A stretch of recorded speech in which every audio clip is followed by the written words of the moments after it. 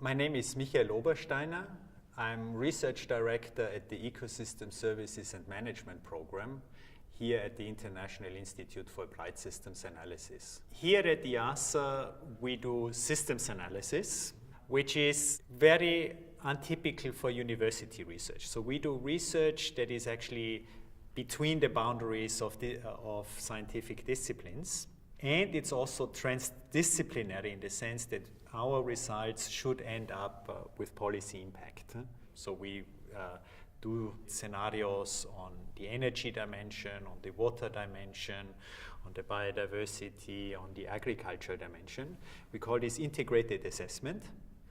And we produce then results which feed into concrete policy processes. Today, I would like to introduce you to the module on agriculture and emissions. I will start talking about mitigation on land in the wider framework of the Sustainable Development Goals. Peter Havlik, my colleague, will introduce you into global scenarios on deep mitigation and the role of agriculture.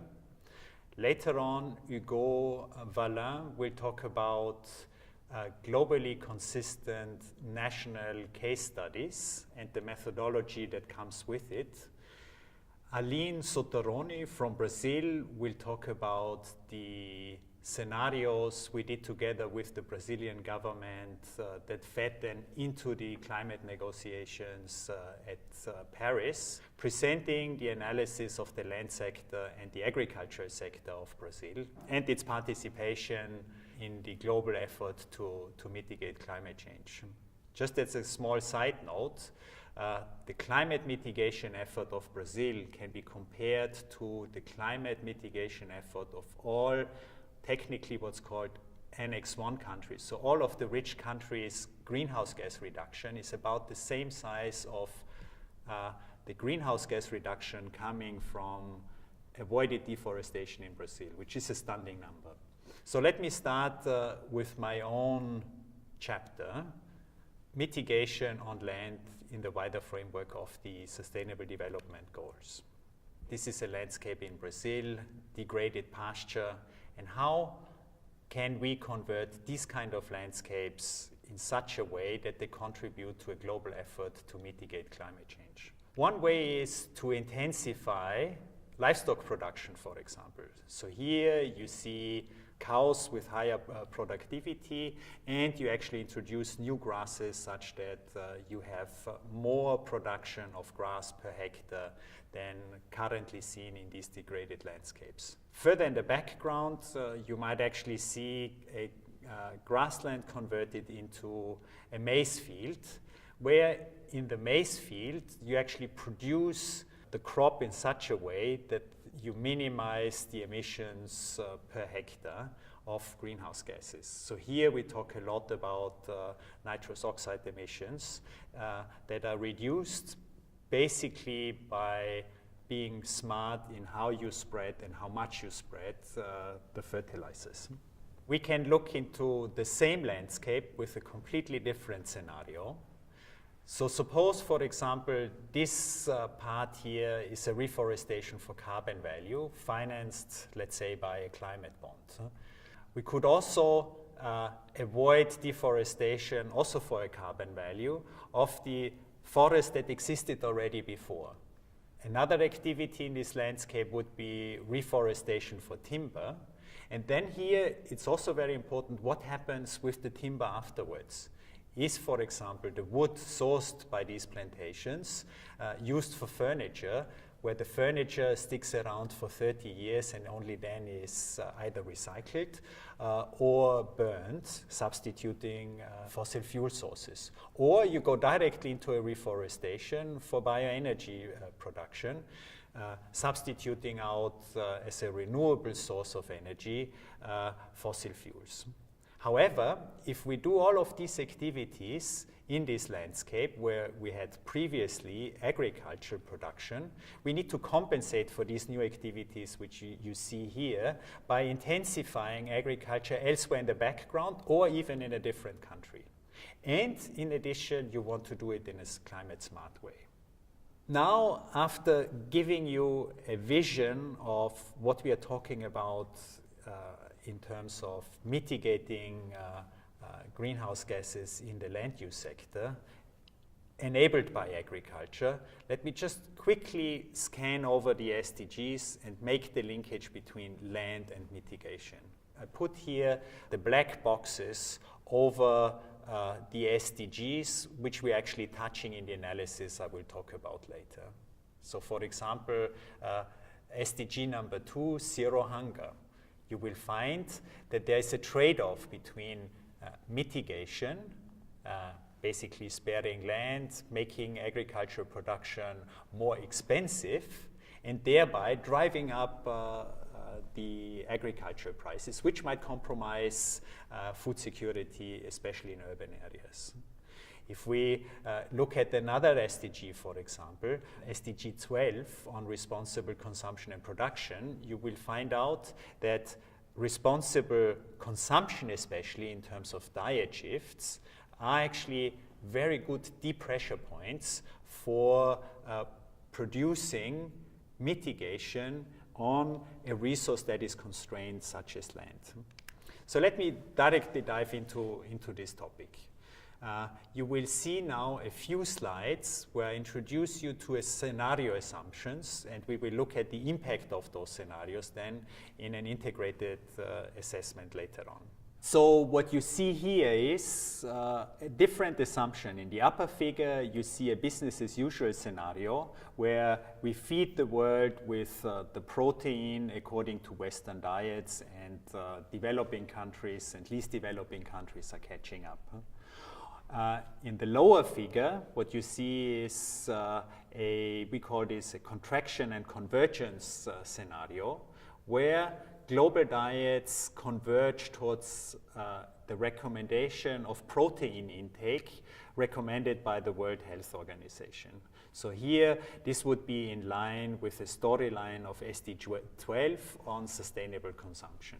The next scenario assumption, and this here we are at the core of our topic, is how can we make the land use sector, the agricultural sector, compatible with the 2-degree scenario. So here you see the temperature development according to the 2-degree scenario out to 2100.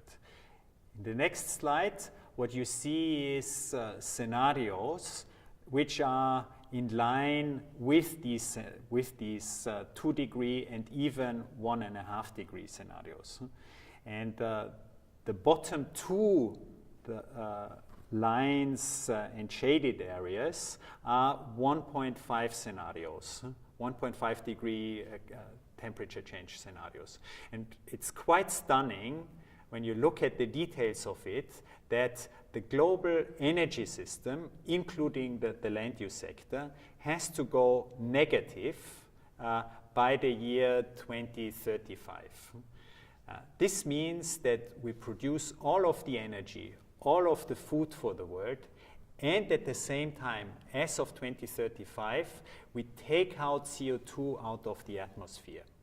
And in the scenarios which we are looking at is we produce not only more food with less emissions, especially nitrous oxide and methane emissions, but we also produce bioenergy mostly, which is coupled with carbon capture and sequestration, and thereby creating negative emissions, taking CO2 out of the atmosphere. However, this bioenergy needs to come from somewhere and will take a lot of land, and we will come back to that also a little later. So here we introduce a new land use activity which puts even more pressure on the overall scarce resource of land. Here you see a global map of priority areas for biodiversity protection, and the more darker areas you see priority areas of overlapping species. So here, this we would call hotspots of biodiversity, where you have the more fainter colors. There's probably only 1 or 2 species that are at risk.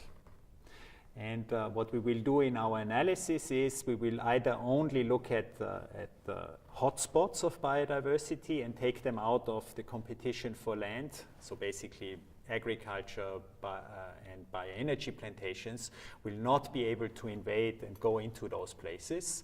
Or in a more stringent biodiversity scenario, we will actually not be allowed to occupy, let's say, savanna areas by agriculture if there is just one species present that is at risk. The next one is a zero net deforestation target. So this means we are sparing forests from being converted. In technical terms, in climate speak, we are talking about the mechanism which is called REDD, reduced emissions from deforestation and degradation. So now we switch to the first results, and the first results are actually non-results in the sense that under certain conditions futures are not possible. So these are indicated by the axis. So the target scenario, this is the zero net deforestation scenario, in 2030, this is the second column, will actually not be feasible if agricultural yields will stagnate. And the same holds for other scenario combinations, especially with biodiversity protection. When we look at biodiversity protection, you see that even in 2050, under certain conditions, especially if we are not allowed to increase food prices by 10%, that's the fourth column, biodiversity protection will also not be feasible.